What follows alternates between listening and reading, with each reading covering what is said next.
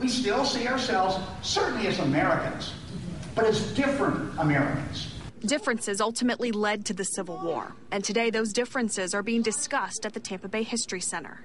Talk about cattle and talk about salt and talk about just really kind of life in this area during the war and what it was like to be here during the war.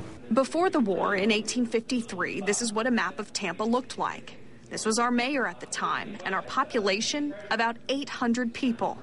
During a tour, Rodney Kite Powell explains what the county looked like. Hillsborough County at the time, the population, I think, was around 2,500 people, and at that time, Hillsborough County included all of Pinellas County, today's Hillsborough County, and the western half of Polk County.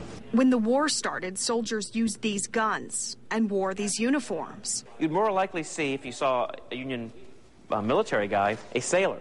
And so that's why we have a Union sailor on the left. Everything seen here is part of the Blue and Gray in Tampa Bay exhibit.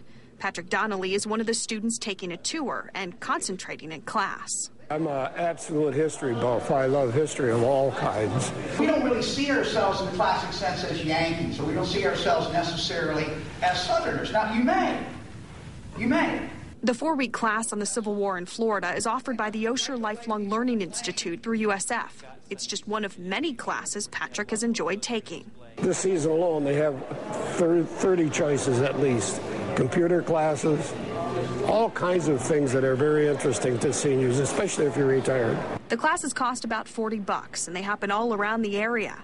Patrick says it's a small price to pay for lengthening his life.